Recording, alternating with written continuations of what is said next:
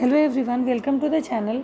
आज के इस वीडियो में हम zoology honours second year paper 4 का एक important topic organisation of eye in chick embryo को डिस्कस करने वाले हैं।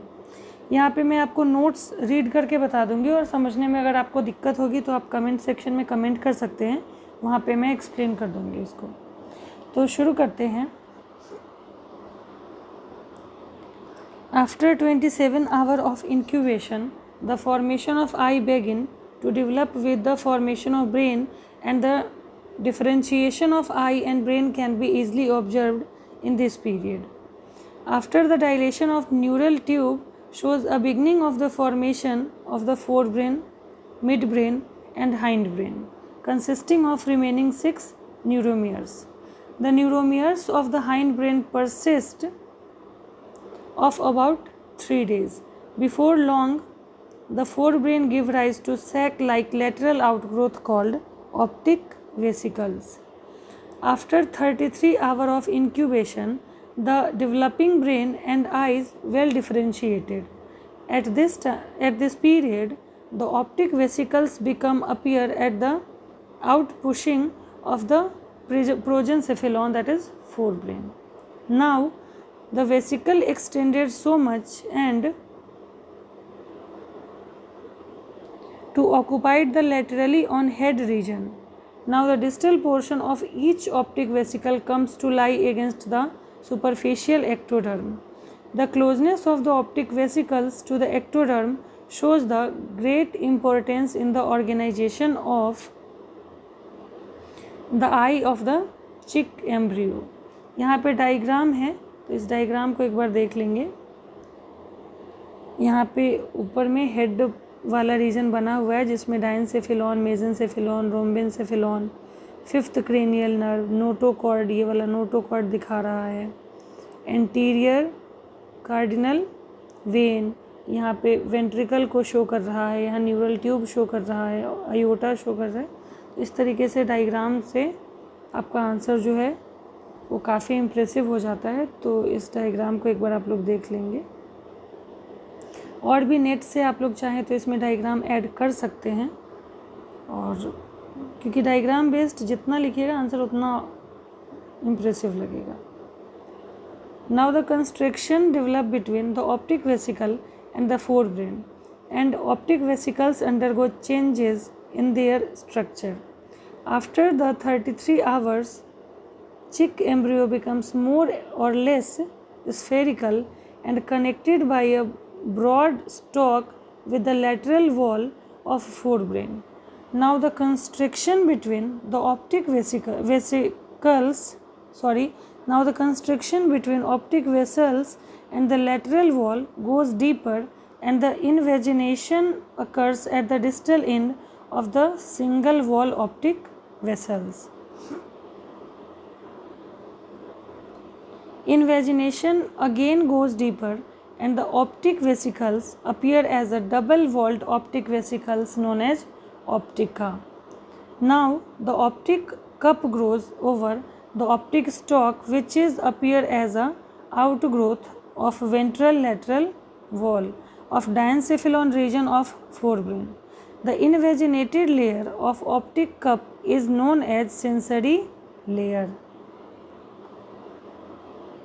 Later on, it becomes sensory layer of retina in full developed eyes. These layers rest again the layer called the pigmented layer. Later on, it forms the pigmented layer of retina. The double wall optic cup is also called secondary optic vesicles. This is separated from the primary optic vesicles with the formation of double walled optic cup. The optocele is going to be gradually disappear, but it remains as a narrow space in between sensory and pigmented layer. With the fusion of these two layers, the space is too reduced. The optic cup has an incomplete lip on its ventral side. The gap in the optic cup is called choroid fissure. the further development of optic stalk become more developed. Now, the lens of eye is also developed from the ectoderm of the head that covers the optic vesicles. This can be observed after 40 hours of incubation. The thickening of the ectoderm is very close to the optic vesicle. The patches of the thickness of ectoderm are depressed on general surface of the head. The sunken part extend into the secondary optic vesicles and finally separate from the superficial ectoderm. The formation of the lens shows the induction of the optic cup. Sensory cells of the lens begins to develop and form lens fibers. The lens fibers are much elongated and contact with the lens epithelium, resulting the reduction of lens cavity. The formation of the lens fiber continue throughout the embryonic development. Now, each lens fibers extended from one pole to others. According to the development of lens, the growth of lens fibers also continue. The cells that constitute the front surface of the lens do not elongate, they made the lens epithelium. The lens fibers much elongated and comes in contact to the lens epithelium. It causes the reduction in the lens cavity. The formation of the lens fibers continues throughout the period of embryonic development.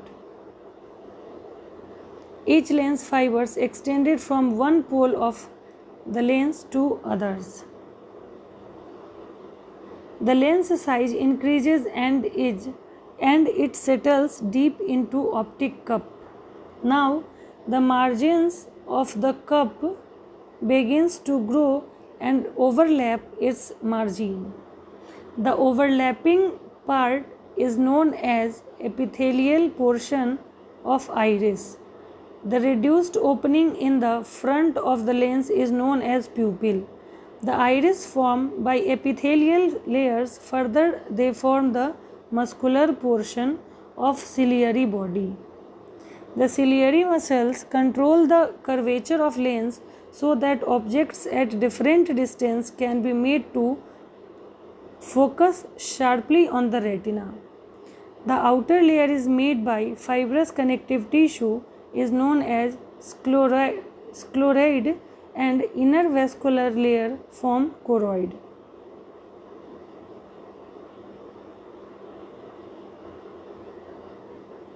Cornea. This is overlaying layer of the lens that is constitution of scleroid in front of eye. The outermost layer of the cornea is the epithelial layer that comes from the superficial layers of ectoderm. Due to the addition to this epithelial layer, the bulk of cornea is composed of lens fiber layer is known as substantia proporia.